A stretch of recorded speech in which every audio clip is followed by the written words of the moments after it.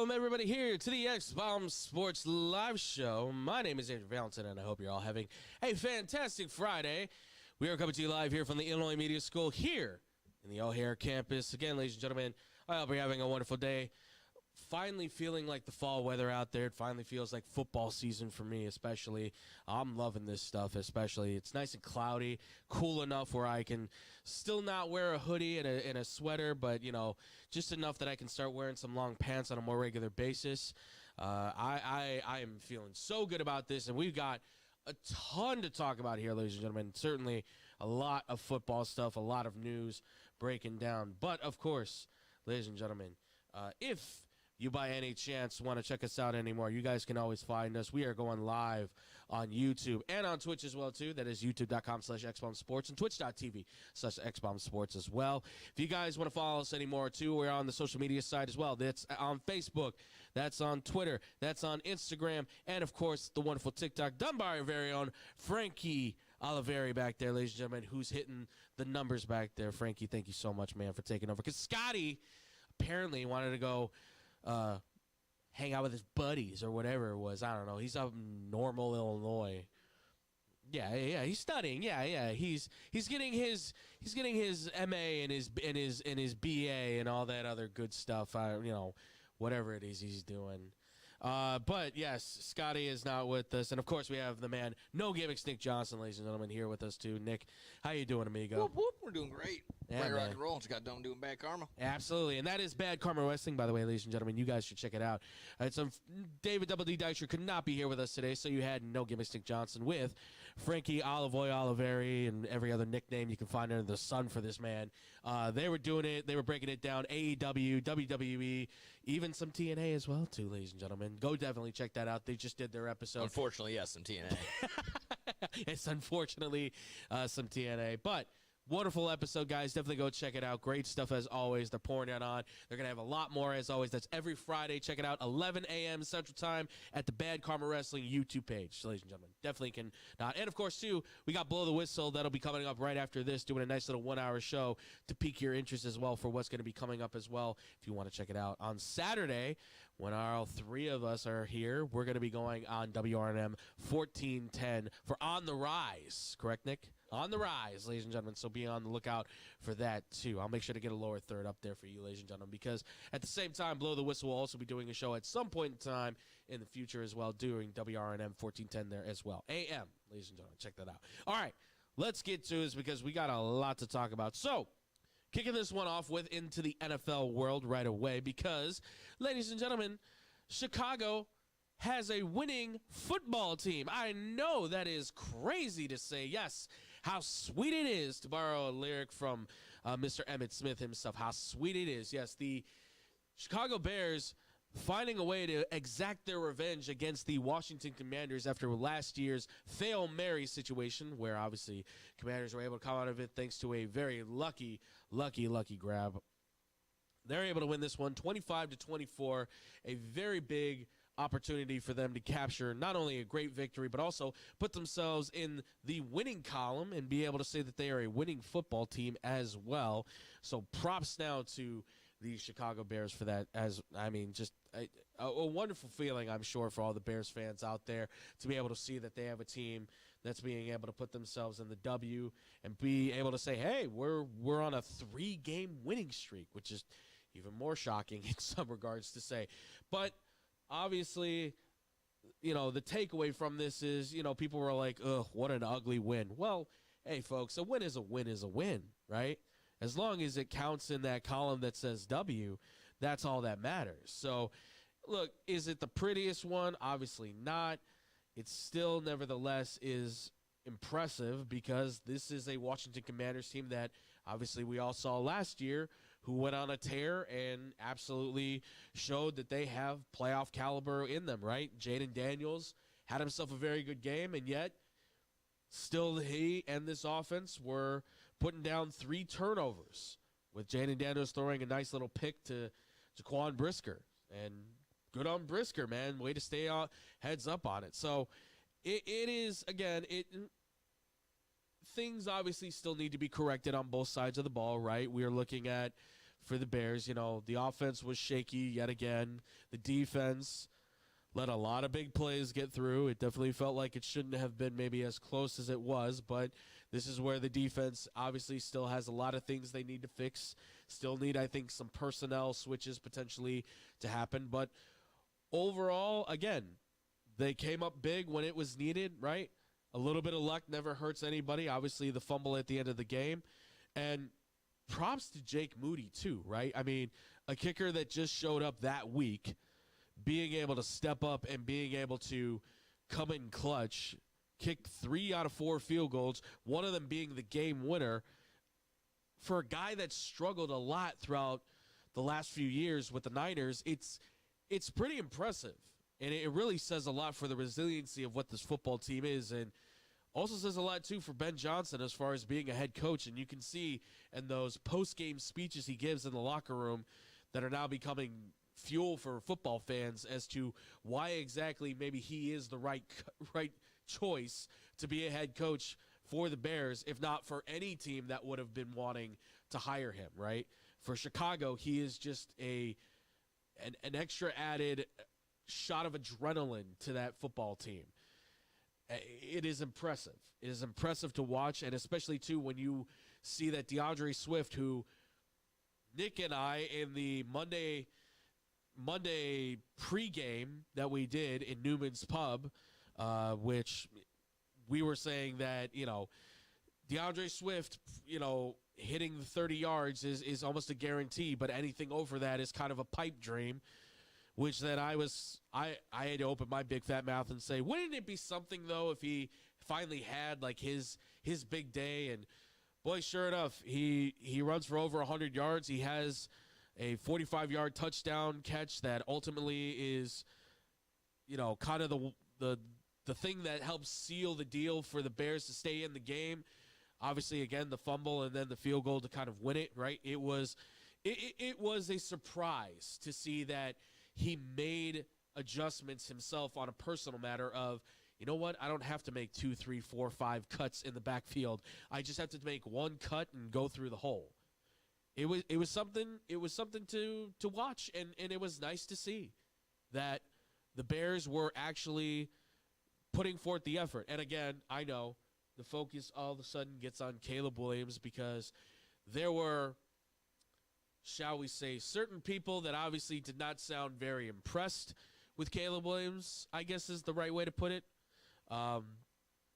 Certain individuals who I guess were even calling the game, I guess were not didn't sound very happy with Caleb Williams and the way he was playing, which, listen, for a young man who finally has what seems to be solid footing and solid coaching on the offensive side of the ball, whereas to last year, it seems that nobody was giving him any sort of help whatsoever, and basically sounds like he was kind of doing everything as he learned it, as well as taking what he learned in college and trying to transition that to the NFL, and still managed to have the season he had last year.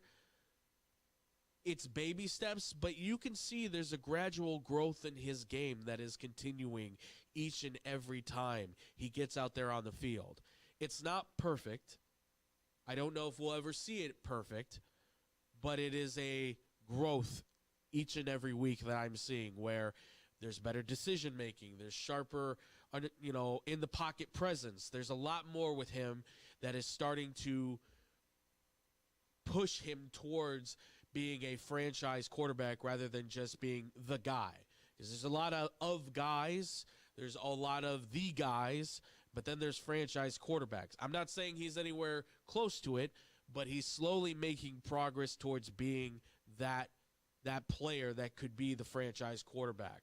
Whether he's franchise defining or defined still remains to be seen, but he's executing. I mean, he drove down the field for the Bears numerous times, and that, I think, counts for a lot, right? Especially when the Bears in past history have not had that, considering one quarterback right now has really struggled previously for the Bears in New York, and we're going to talk about him and that whole situation here soon. On top of that as well, too, the other guy's just being a backup. And you go through the list. How many of these guys have been true let's put the ball down the field and we'll get it in the end zone kind of quarterbacks. This is the first guy that feels like, oh, he can make it happen with the magic. With his feet, with his arm, doesn't matter. He has the opportunity to be able to do some fantastic stuff. All that, mind you, too, with 9 penalties being called against them, and I would say more than half of them certainly felt very ticky-tacky. Understandable for a few of them, right? The Benedict, illegal formation. Okay, he was warned before, and then he still did it again with being set back from the line of scrimmage. But, I've seen Jawan Taylor be almost a full 2-3 yards away from the line of scrimmage before, too. So, and obviously everybody's calling on Chief Biasy now more than ever, thanks to Dan Campbell's words. So, it hurt the Bears a lot of ways, but at the same time, they still found a way to overcome that, right? They still found a way to manage that whole situation and fight through it. It's a strong win. It's a good win. I believe he's the first coach in a long time since, I think, Nagy to get a win coming off the bye. So it's an impressive feat. It says a lot for a guy in his first year, exactly where the Bears are at right now. Not a bad look. Not a bad look, right? And they've got a good – listen, this is not one to overlook either, right, this matchup coming in, right? It's the Saints. It's a team that obviously they have a little bit of a grudge, probably saying, look, we're not the worst team in the NFL. Spencer Rattler has played better, and I'm sure he has a little bit of a chip on his shoulder, considering Caleb was the guy that took him out of Oklahoma, superseded him and everything, right? So there's, as much as they're saying they have a cordial friendship, there's no doubt that Spencer Rattler wants to try and maybe get one over on Caleb. So it's not one to look past, but it does definitely feel like, hey, yeah, this should be a good win for the Bears, right? Potentially with maybe future Bear Alvin Kamara. Who knows? They keep saying he's not a trade target, but let's be real. If the right price comes through, they're going to trade Alvin Kamara, as they probably trade Chris Olave and the rest of those guys. Cameron Jordan needs to just go.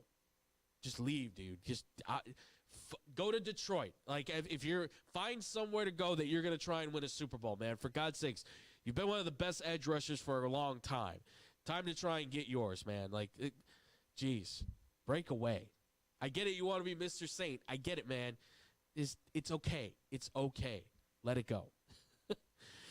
But that's what I'm going to have to say for the Bears. Any other things you guys want to chime in? Any last words you got to say for the Bears, guys?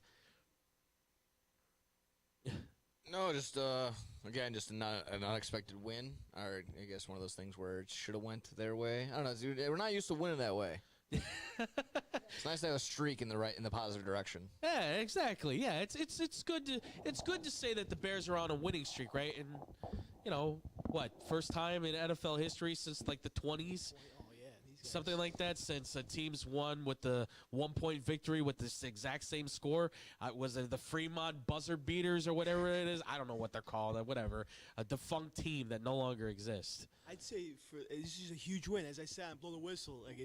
This was a loss before the season started. Yeah. And to bounce back from that Hail Mary that they did to the Bears last year, to a guy like you said, Jake Moody, with a pressure situation, just got signed to got released by 49ers, just got signed a month ago to the practice squad by the Bears, gets called up because Kairos Thai's not looking good, and he kicks that game-winning field goal in weird conditions, too. It was apparently the wind looked like it was blowing at 20 miles an hour to the left, but it wasn't because the flagpole flags weren't, so I don't know.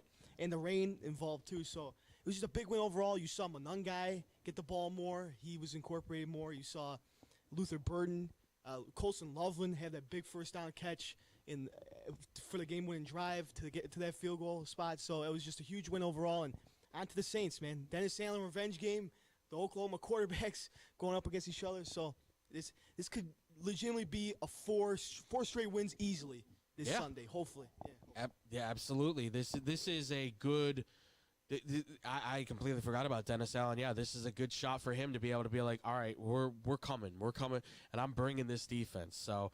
And, I mean, listen, the Jake Moody thing, if you saw the camera shot where they showed his eyes, That guy looks so. I've never seen a kicker more locked in. Maybe in the last few years for the Bears, he looked like he was like, I'm gonna drill this. And sure enough, I mean, and props again goes to the Bears and that offense for putting him in great field position to be able to do so.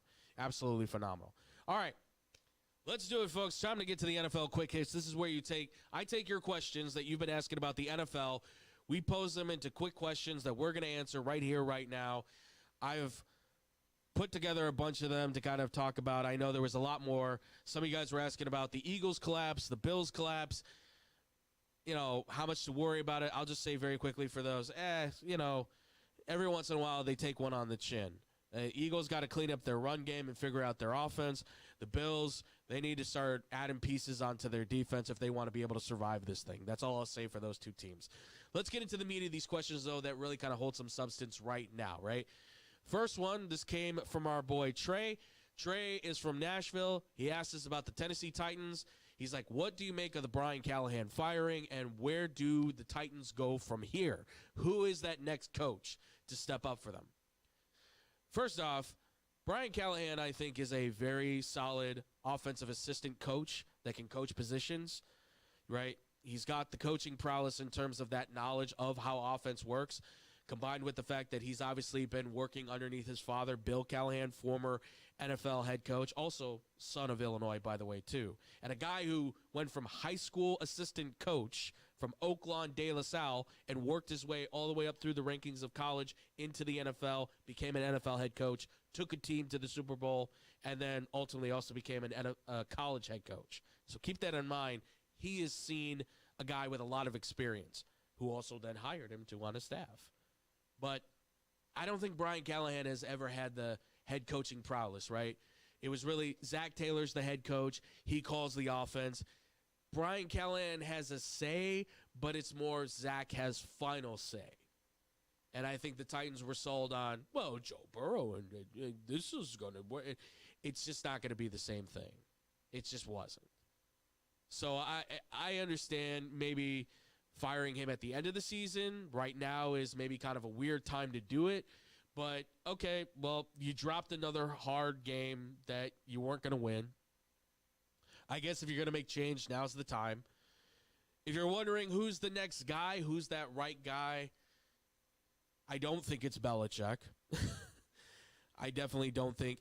There could be a shot, but I don't think he in Nashville it's not going to mesh. I don't think it's going to work. Cliff Kingsbury's the interesting one, but I don't know how much he really wants to become a head coach again in the NFL. I'm going to go on a limb and say that it's Joe Brady, the offensive coordinator for the Bills. He's kind of got, I don't think he's Ben Johnson necessarily, but he's got that same kind of energy as a young coach who's got a bit of a fire underneath him. He's creative with the offense. There's a lot there that I think you put him with a young quarterback like a Cam Ward, who is not playing well, but shows the ability to make NFL caliber throws down the field and make unique plays with his feet and his arm on motions and running. I think the world could be their oyster. It's a matter of, outside of Latham and Skoronski, that offensive line is tattered.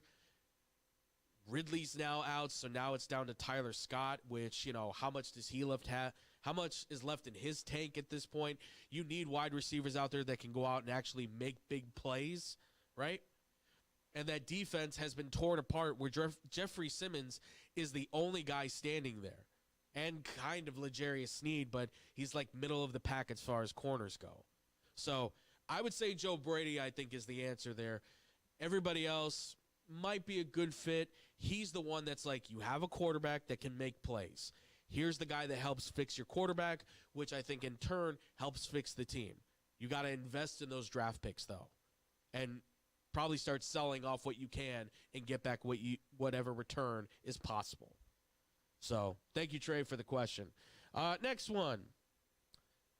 This came from Dan. Dan is from New Jersey, and he says, I've grown up sad because I'm a Jets fan.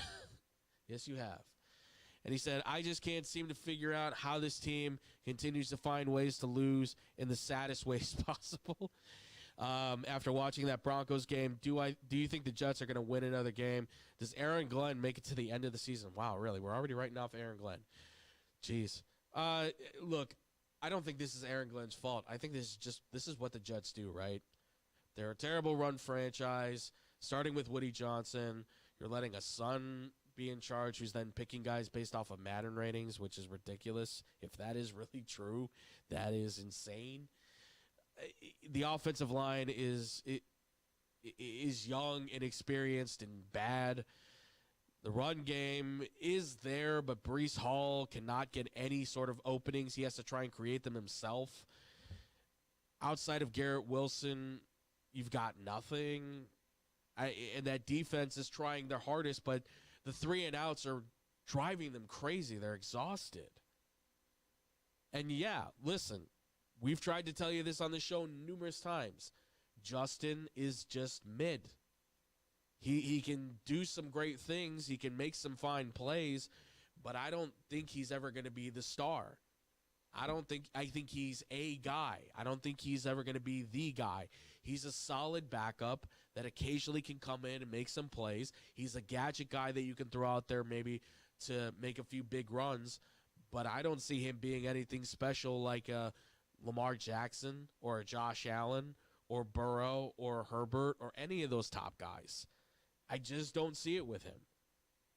I think he's a guy that just kind of is going to be thrown. That's why you give him a 2-year, $40 million contract. $20 million a year is a backup quarterback. That's not a full-time starter. That's a prove-it deal that really says, look, we're aiming for you to be the backup because more than likely we're going to go draft our quarterback, which could be the kid from Indiana, could be the kid from Oregon. I can't believe that maybe a guy from Indiana would go that high if they do go 0-17, but at this rate, they really might. But I don't think that's Aaron Glenn. I think that's just the franchise itself has packed itself full of average, below average talent that collectively, they're just terrible. They're bottom of the league and can't seem to figure it out. There's miscommunication everywhere on this roster right now.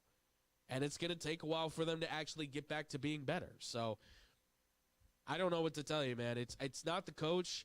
I think it's just really coming down to lack of personnel and really comes from the top, starting with the owner.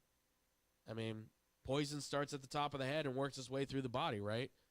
I just don't think Woody Johnson's a good owner. He's a guy who's more involved in saying, this is my portfolio. This is how I make money, instead of, I want this football team to be great. It's a side thing for him, nothing else, really. Appreciate the question, man. Thank you so much. All right, next one we've got. This came from Charlie. Charlie is a man from Chicago that absolutely, I think, is the only other guy I know outside of my boy Justin who is a Miami Dolphins fan, maybe. And he asked me, he's like, are the Dolphins basically going to tear down and start all over again? Is this a franchise that is basically going to need to start stripping itself down for parts? And is there any way to fix them at this point in time? I'd love to be able to look at this roster and say that there's a chance maybe. But the more and more they continue to drop games this way, the more and more I have to believe that at this point, the trade deadline should be where they're just selling off everything they can for draft picks and trying to rebuild. Because what are you going to be able to trade for that's going to make this team better? You don't have a left tackle that can protect your quarterback. Your quarterback is not playing well. Your run game, Arcane is trying to do everything he can to keep it alive. You have one wide receiver, maybe two if you want to count Darren Waller, but that's a maybe. And your defense can't get any pressure, nor can they stop anybody in the pass game. They can't get any interceptions because they don't have anybody that can cover. And after Tua's big comments about, I'll say this, Tua's comments on the post game about, we need guys that aren't missing team-only meetings and, really kind of like giving it to the team on like, hey, guys, you need to buckle up and be with us. I kind of liked that. I liked that kind of like, okay, Tua's got some putting on the big boy pants, putting on, I'm the quarterback. I'm going to start taking leadership. That's cool, man. Unfortunately, he walks back his comments which just completely derails everything and then leads me to say, okay, did he do it because somebody like called him out? Did somebody on the team say, not cool, man? Was it maybe management that said, dude, you can't do that? Was it McDaniel that said, like, you got to walk those back? It's the kind of comments I feel like the Dolphins need to kind of get it going, get something pumped, get the heart pumping again. And immediately, all of a sudden, he goes, yeah, you know, I know what I said, but actually what I meant was, boop, flatlined completely. And once again, the Dolphins are, excuse this word, but dead in the water. Don't picture a dolphin dead in the water. That's not what I'm saying, okay? I know how that's going to sound, but I don't want that to be the case, all right? But, what else is there for the Miami Dolphins? That was your chance, I feel like, to finally maybe restart this engine, and now all of a sudden you're just like, turn it off. It's not going to go. Like, just as it felt like maybe the motor was going to get running, you immediately killed it. And now it's like, well, then junk it. Forget it. There's no chance for the Dolphins then to come back. It's done and over with. Hope is now gone in Miami. You had a playoff team. It was looking good. Obviously, yes, you had the injury to Tyreek Hill. You've had injuries to Jalen Waddle. The offensive line lost Teron Armstead when he retired, right? The defense lost Xavier Howard. Then you lost Jalen Ramsey and you lost Minkah Fitzpatrick because of trades and all this stuff. I get it. I understand. But at the same time, this was still a roster that could have, by this point, I feel like they should have been like at least 2-4 or 3-3, maybe even with the way that we've seen them play in the past. But yes, things have happened that have certainly affected this team. But now you have to question, is Mike McDaniel going to be around? Is Chris Greer, the GM, going to be around? And yeah, this becomes an option where you say, okay, well, who do you bring in then if they are gone? This could be a landing spot for Belichick, and that's just basically because if the GM and the coach are fired, he gets full control. I get to be the head coach. I get to be the GM. I get to be doing everything I did when I was with the Patriots, and I get to do it against the New England Patriots too, right? And you get to coach the team that Don Shula coached and maybe see if you can break that record for all-time wins. But this team is so dysfunctional and so damaged, and it feels like it just needs a complete tear down, start all over again. And I don't know if Belichick going in there can save it. Again, I'll say guys like Brady, Joe Brady, Cliff Kingsbury could be another one. But this could be a thing where you go, you might have to just completely get rid of the quarterback. You might have to just completely again, Jalen Phillips, Bradley Chubb, like all of them just have to go. I mean, Arcane is the only one that feels like he should stick around. But if you can get some value out of him, maybe. He's the only piece, though, you have on offense. He's the only thing that seems to be working at any sort of given level that's making an impact. So I don't know I don't know what is the necessary fix for the Dolphins. All I know is you have a Jerry Jones-like mentality and the owner there in Stephen Ross who's like, I'm old and I want to get a championship. Well, your team sucks. So I wouldn't hold out hopes that you're going to live long enough to see the Dolphins win another Super Bowl. Just to state that, stinks like the rotten fish that those Dolphins eat in the ocean, okay? Seriously. They're bad. They're off. They're terrible. I don't know what to tell you, man. I don't know how to fix them personally. If I was there, I would say trade deadline, just start selling pieces. Get draft picks. Do what you can. Flip said draft picks for higher draft picks and work from there. It's a matter of trying to save your skin with that franchise. All right? Best I can do for you. Appreciate it, though. Next one we got. This comes from our guy, Nick. Not our guy, Nick, a different Nick. Nick is from, actually, Boston itself. And I'm not going to do a Boston accent because that's one of the ugliest accents in the world. Yeah, fight me about it. I don't care. It's disgusting. It's absolutely disgusting. There's nothing hot or sexy about it. Gross. But he's asking, he's like, what is in the water right now with the Patriots that are making them so good right now? Currently tied, leading for the division right now over the Buffalo Bills at 4-2. Drake May obviously playing out of his mind, good football, possibly has a chance to maybe even be in the conversation for MVP. What is it that's transformed New England into this team? I mean, you named one right there is Drake May, right? That's one part of it, right? For sure. It's his unique vision for being able to see the field the way that he does.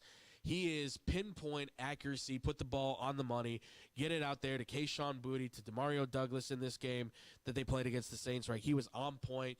The way that he utilizes Hunter Henry and everything, it is unique to watch him play football. And it's also something to say that the first 3 picks of that 2024 NFL draft right now look like they're all going to be stud quarterbacks, franchise quarterbacks potentially, that are going to be challenging in the AFC and NFC for a long time. Again, I know there's a lot more work still to do with Caleb that we have not seen, but I think he's on that trajectory nevertheless. Part of it, too, is I think the fact that, and I think it's the biggest factor, you went and got Mike Vrabel. You went and got a winning coach who Tennessee let go for whatever reasons they felt was necessary, because Tennessee was obviously bottoming out. Vrabel steps in, now has a lot of success. He's got a lot of say-so on how to manage the roster. I really do wish he would maybe start TreVeyon Henderson a lot more, since Ramondre Stevenson continues to have fumble problems. But outside of that, the passing game is right now on point, working with a lot of average wide receivers and a lot of average passing targets. It's pretty impressive to see how much this team has really transformed. And the Patriots defense has made a complete 180 from where they were, obviously, because they are starting to stop a lot of more complex plays that would have easily gotten through last year, right? I mean, it's incredible to see how much they flip. I saw where Mike Vrabel was talking on an interview recently, I guess, with the local media there in Boston, and he's, noting, we've got guys like Marcus Jones and Christian Gonzalez and Christian Ellis, all of these guys that are stepping up for this team and really becoming affluent parts of what makes this defense come together as a whole and be able to stop teams. And I think that's the beauty of it, right? It's not like one individual that's making the difference. It's 11 different guys on that defense are coming together underneath Mike Vrabel's defense, and they're able to make a huge impact, right? Combine that with, obviously, I have to say, a quarterback guru in Josh McDaniels working with Drake May to develop whatever this offense is. It's effective. It's working. It's putting up numbers. It's efficient. I'm not saying Drake May is Tom Brady, but there's a lot of those Tom Brady-like throws you're seeing from Drake May, where it's a get the ball out there to the open man, and he gets upfield for 6, 8, 10+ yards.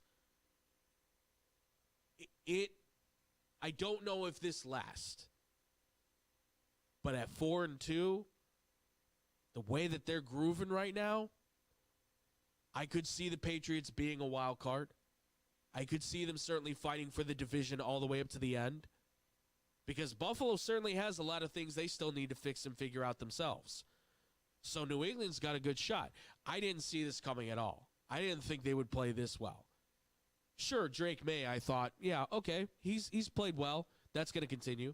I did not think this team collectively was going to be this good. Maybe they're overshooting it a little bit. Maybe at some point they hit the wall. That's entirely possible. This is still a young team, made up a lot of different pieces. But overall, it's impressive. I give them props. I think they're headed in the right direction more than anything. They've got the right coach. They're letting him kind of just figure out all the little details that he needs to make this roster what it is. He is Bill Belichick without the Bill Belichick. He's got the same mentality without the mannerisms and the same kind of spices that Belichick always liked to throw out there. It's not military. It is nuanced, new-aged NFL with a little bit of that Belichick stuff sprinkled in. So Patriot way is there, but it's not the old Patriot way. It's kind of the new Patriot way, if you will. Sure as hell, the Patriot way is not working at UNC. I've seen cats vomit better than UNC's played football. I don't know. Like, what? He have nothing. There is nothing to compare to that UNC team. It is awful. It's awful. That man is using this as a stopgap year because he misses the NFL.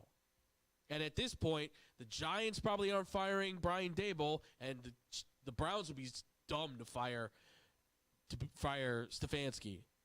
So that leaves Miami possibly firing McDaniel and the Titans' job open. Here's two bowls of crap. Which one smells worse, right? Which one smells less worse? I don't know. That's basically where you're at. All right, the last question we've got for this one. This came at me from a few people. They're like, "Man, what happened? What? How did the Bengals pull this off?" This all hit me in the morning on how Cincinnati. I don't know. I don't know why these things keep happening in football. I don't have an answer for you. Maybe the football gods just said, no, we can't have Aaron Rodgers have a winning record on 5-1. They need to take one loss. Let's humble them a little bit. I don't have an answer. I don't know if maybe this is the Sam Darnold effect hitting Joe Flacco, where all of a sudden he's like, I'm gonna just keep throwing it to these two guys because they're really good. I don't know. I have no words because this team was supposed to just bottom out. Joe Burrow's out. There goes the season, right? The top 5 quarterback is gone. How do you survive? And we all sat here and said, well, Joe Flacco. And it's like, you can't just get another quarterback named Joe and just say, oh, this is going to fix things. Like, it's Flacco, not Burrow. It's 40 years old compared to 25, 26, or whatever he is, 27. Come on. And yet, he goes and throws for almost 400 yards. He throws 3 touchdowns. Jamar Chase has officially solidified himself as the best wide receiver in the NFL, as far as I'm concerned.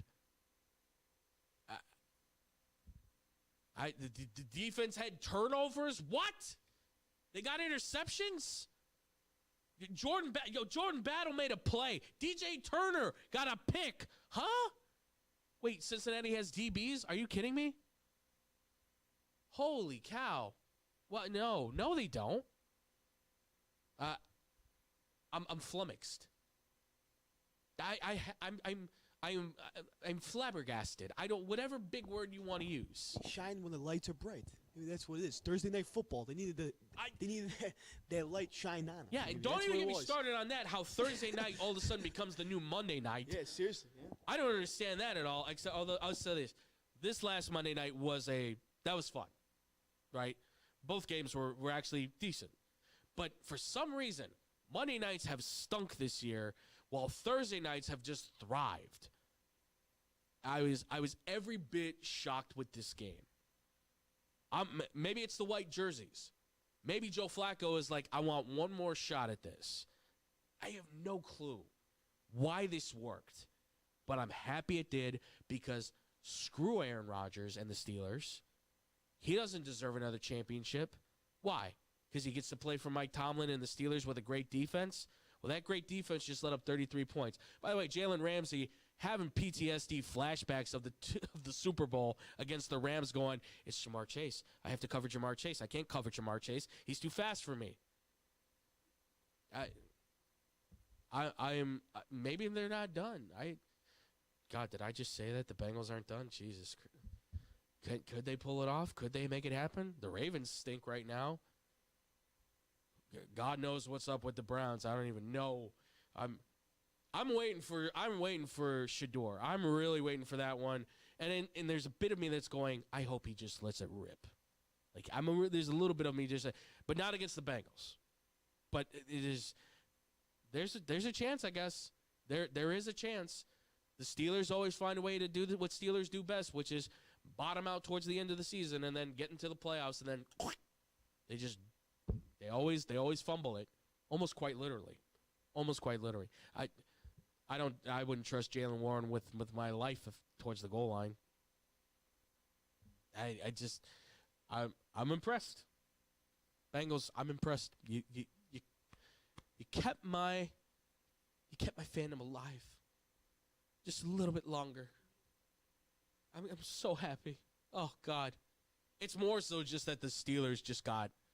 They must have gotten the surprise of their life, honestly. And listen, give Aaron Rodgers his props. That Hail Mary. It was. I mean, it's this close. If that DB is like 1 inch, like a little bit farther away from DK, he catches that, and that's a touchdown, and they win the game. But you played defense. I knew you could do it. That just keep it up, and let's see the point total go down. We can't keep having 3-point points. Beautiful to see. All right. Away from the NFL, thank you all so much for the questions. We always appreciate it, ladies and gents. Let's get to the story at hand for college football here, ladies and gentlemen, because obviously this was the big one. We'll do the weekly recap, wrap-up review, and then obviously hit the pick six very quickly on that. So, obviously in college football, I'm sure you all know that coaches get fired all the time. We've seen it with Virginia Tech. We've seen it with UCLA. We've seen it with Oklahoma State, right? And obviously the big news was that UAB fired Trent Dilfer because, he just ran that program into the ground with Nepo babies and all kinds of stuff because for some reason they think, I'm just kidding. Who cares about Trent Dilfer? We got to talk about Penn State, man.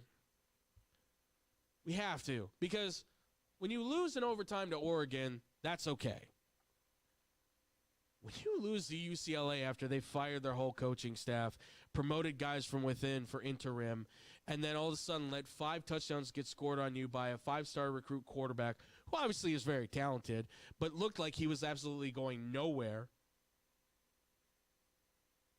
and then compound that with a team that you have regularly beat in the Big Ten numerous times in Northwestern, and you lose by a point.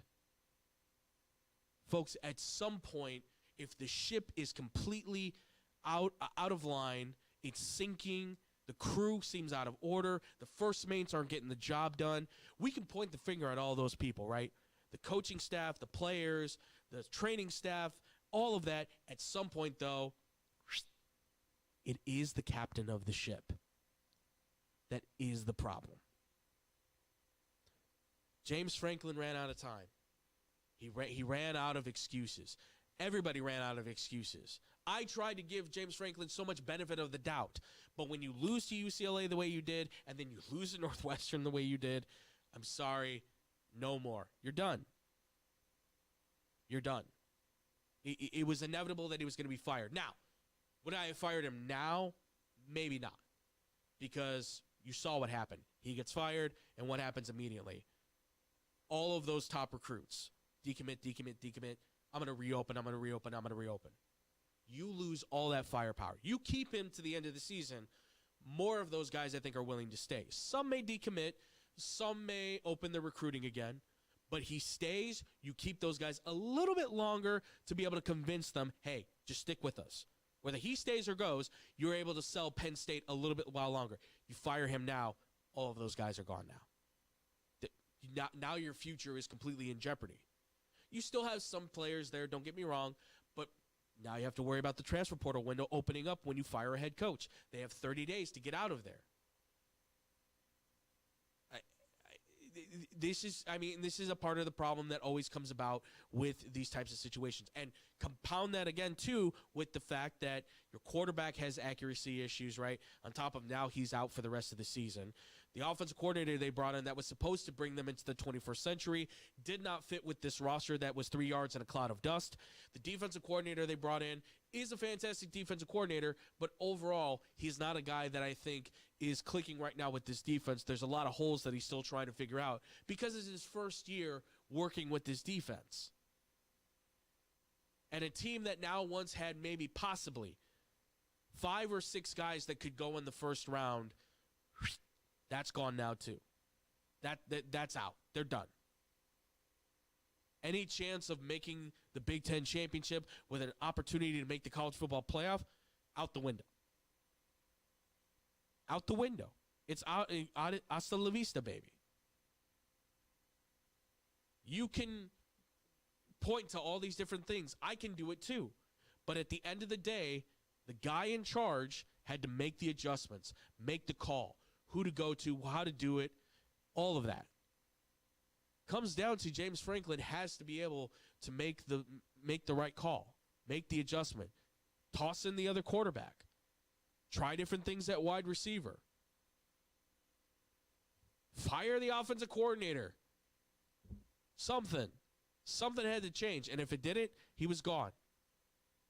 Now, the weird part about this is obviously how he left, because Adidas obviously had something to say so in his contract, which baffles me that all of a sudden now we're at the point where a corporation can oversee a board of directors and boosters and alumni, and that's a weird one for me. But this is NIL too. This is the way the world is going. But the moment that happened, my guy David Dykstra said, he's like, you're a professional team. When a corporation can step in and go, hey, you got to get rid of him now. It's time for him to go. You're on the step of a professional team. College is just a insignia that just goes over your name essentially. It's such a weird situation too for Franklin now, because he has to go out and see if he can find a coaching job or a media job in order to make sure the money's activated, and then he gets paid whatever the difference is in that amount. It's so strange how this whole thing has come about for Penn State, but it was also inevitable. They didn't have a choice. They had to make a change. And look, props to him too, right? Because he came in at a time when Bill O'Brien left for the Texans. There was still the stench of the Sandusky situation at hand. He came in, cleaned up what he could, fixed it as best he can, put a team out there on the field. They competed as hard as they could. They did everything they could to challenge for the Big Ten championship. They were there. They were at the semifinals for a chance to play for the national championship. All you had to do was beat Notre Dame, a team that basically was a carbon copy of yourself. Obviously, they didn't get it done, but then you return all of these guys on offense and defense as starters. The expectation was, do it again. But when you're dropping those easy win games, of course you're not going to do it. You can lose to Oregon. You can lose to Ohio State. You can't lose to Northwestern and UCLA. I don't care if Northwestern is 4-2. You smack them in the mouth by 40. UCLA is 0-4. You should have goose-egged them. The writing was on the wall. It was just for those of us that tried to give him the benefit of the doubt, we just didn't want to look at the wall. Unfortunately, at some point he had to go, okay, let's see what it's. Oh, okay, yeah, he's getting fired. Where does he go next? Arkansas, Virginia Tech, Oklahoma State, they all have openings. Pick one. He could be the head coach at any of those. He knows the SEC. He knows the Big 12. He understands how all that stuff works. He's a hell of a recruiter. He could help turn those programs around, no problem. Who's next for Penn State? Matt Rule makes the most sense, so essentially they won't go with him. I know David really likes Joe Brady there. I think he's going to get an NFL head coaching job.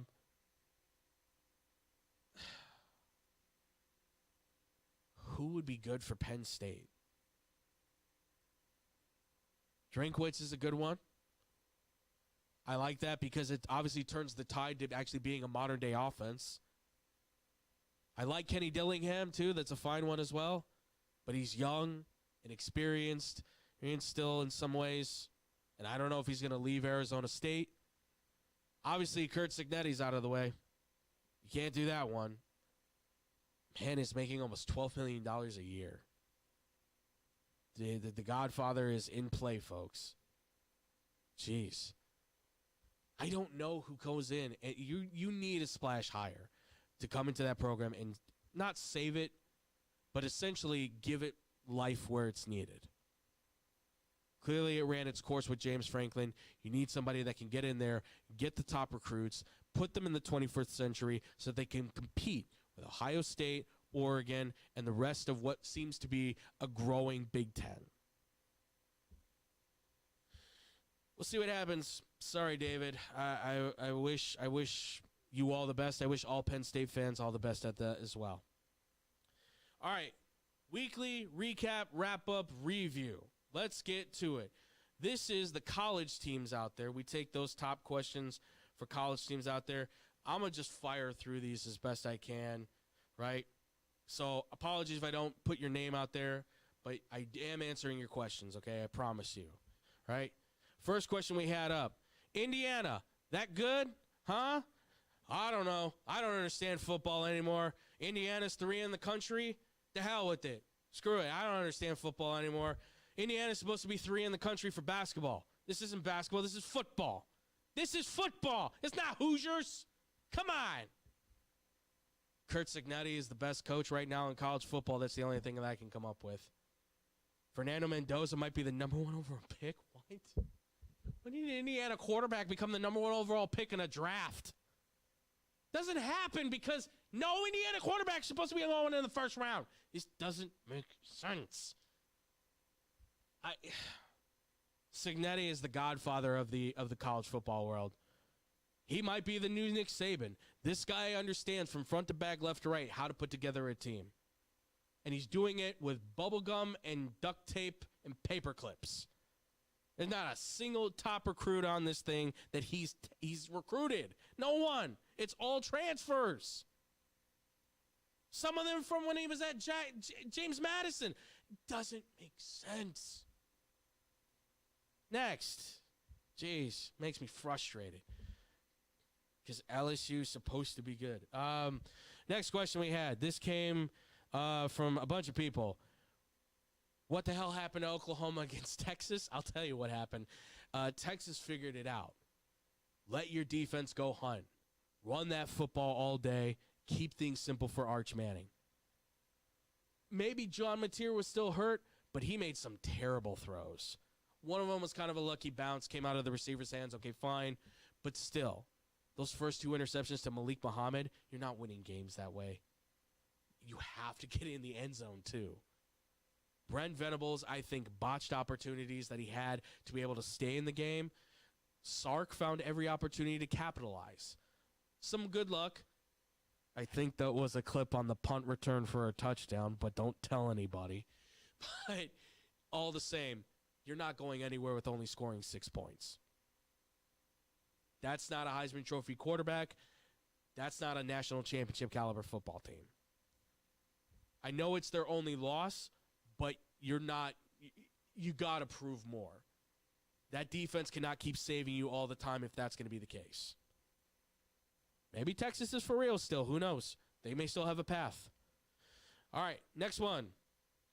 This is about the good old Trojans. Are they contenders? Is the Trojan dynasty on a comeback? Okay, hold your horses. This is not Pete Carroll's dynasty, okay? This is still Lincoln Riley. Let's chill. This is, I think, though, the best that Lincoln Riley's had in terms of offense and defense. The defense is on point. Jordan Mayava is a guy that you should be looking at for quarterback. That running game, I don't know who King Miller is, but sure, he has 160 yards. Let's just put that out there. And they have the best receiving core maybe in the country. Makai Lemon's a guy. Walker Lyons is a guy. They have dudes all over this field that can catch the football and get yards after the catch. It's insane to see how fast they are. They look like USC of old with the offense. They look like a brand new USC with their defense. This is something that Lincoln Riley has not had in a long time. A very balanced team.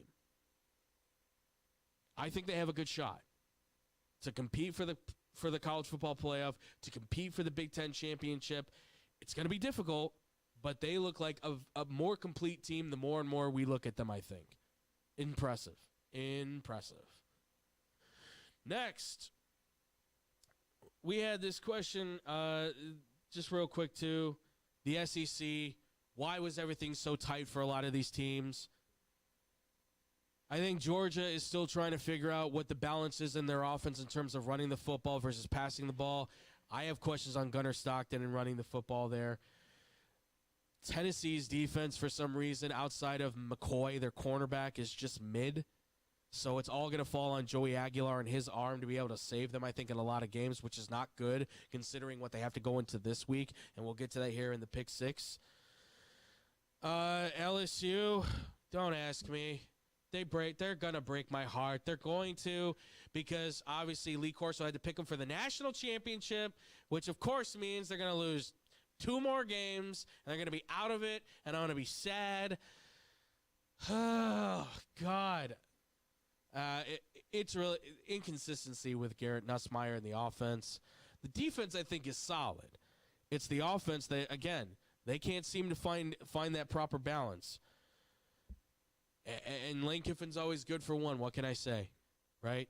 Ole Miss still finds a way to pull it off, but really, Washington State, you let them stay in the game by 3. Sign of things to come. Lane Kiffin can always find a way to botch it, right? They're the top-ranked SEC team right now at 4.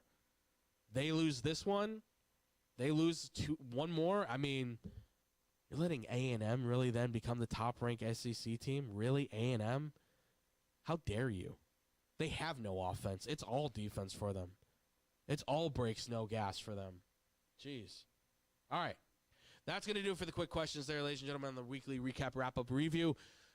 Let's do it, man. Let's hit it. Pick 6, ladies and gentlemen, the top 6 games of the week.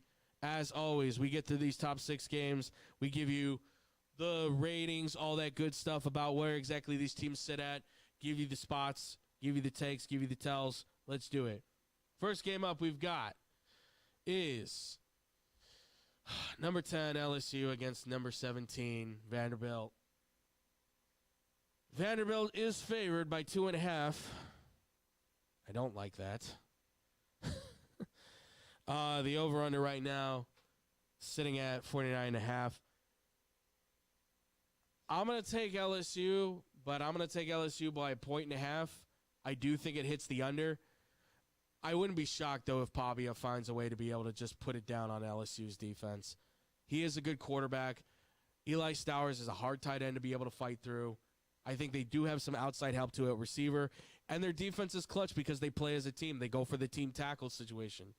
So LSU is going to need the breakaway guys from Durham. They're going to need Anderson to be able to float out there and be able to catch everything for a touchdown pass.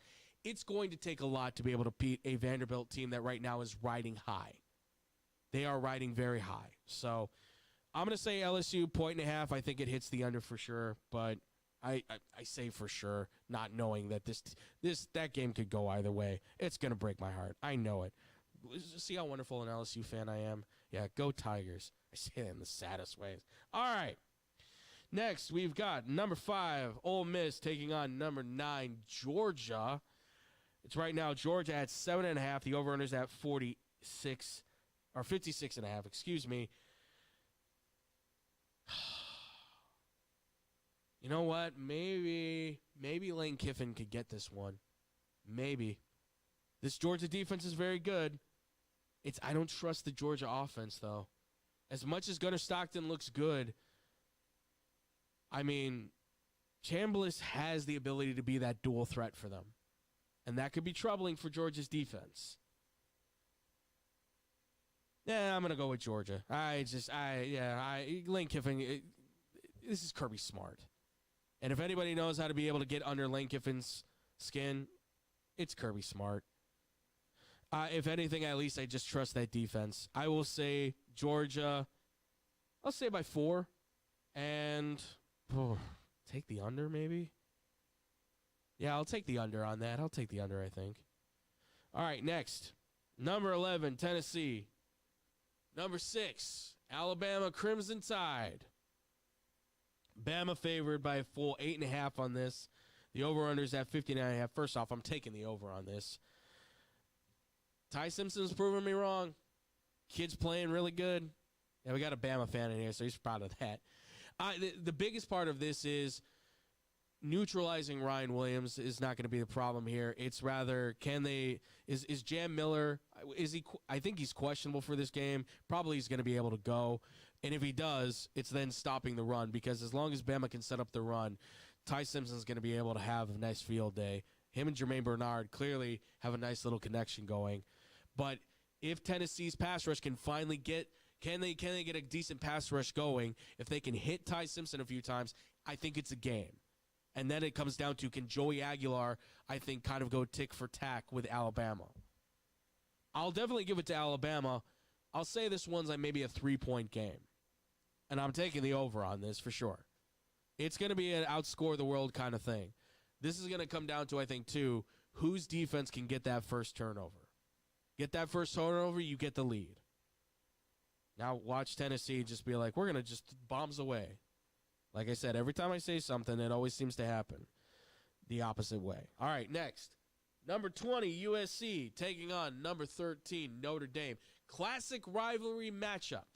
This is in South Bend. Right now, Notre Dame is favored by 9.5. And the over-under is at 60.5. And I'm going to tell you right now, I'd take the points on USC. I would. Because of the beatdown they put down on Michigan. Oh, I know as a freshman quarterback, but C.J. Carr is a first-time starting quarterback too. I would say USC by a full 6 points.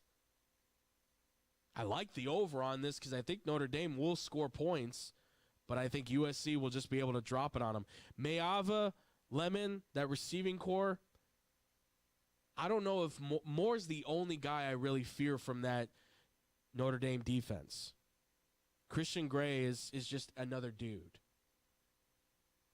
Next, we've got number 23, Utah against number 15, BYU.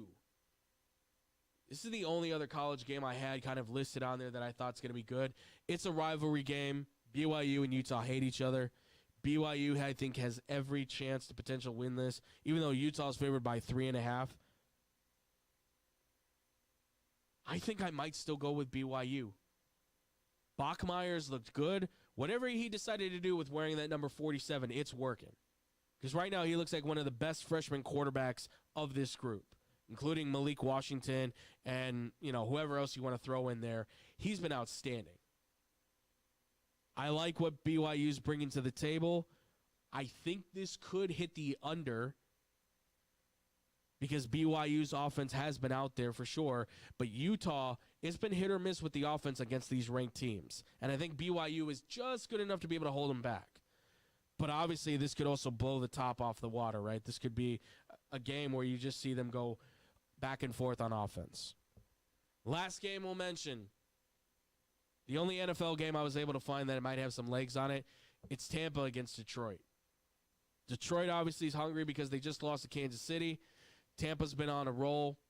These are two quarterbacks that I think are going to be playing for a chance to try and see who's got the better MVP possibilities. Detroit favored by 5.5. Over-under's at 52.5. I like Tampa. I think I'll take Tampa, but I'll only take him by like a point. I think Detroit sticks in with them. And yeah, I'm going to take the over on this because Baker finds a way to be able to make magic happen, regardless of who's out there. Like, I think all of his receivers are still hurt, right? All of them are still hurt. He still doesn't have his top running back. They find a way. But Jared Goff, he's got his weapons. They're looking good. I don't doubt that this is going to be a fun game for sure. Outside of that, real quick mentionables. Miami, Louisville, Georgia Tech, Duke. You got Washington, Michigan, Arizona, Houston, Baylor, TCU, Old Dominion, James Madison, if you like yourself some small school stuff. Texas Tech and Arizona State could be a blowout. Maryland, UCLA could be interesting. Young quarterback versus up-and-coming team maybe. Out of the NFL teams, I got Philly and Minnesota. Can Carson Wentz pull off a potential revenge game? And Indiana and the Colts and the Chargers. Can the Colts prove they're legit? Because right now they feel like the Tennessee Titans with Ryan Tannehill. Prove to me that you can beat these top teams, then we'll talk about you maybe being a contender for the Super Bowl. We'll see. That's going to do it for the show, though, ladies and gentlemen, and that's going to do it for the Pick 6 as well. And as always, ladies and gentlemen, thank you all so much for listening. Thank you all so much for watching. We're going to get out of here very quickly because we got to go blow the whistle, go do our thing, and then we're all going home because I got a birthday party to go to with a lot of alcohol and beer that I got to get into, okay?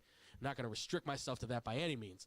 If you guys want to check us out, though, we are going every Friday, ladies and gentlemen. That's right, every Friday on YouTube, on Twitch. That's youtube.com/XBombSports and twitch.tv/XBombSports.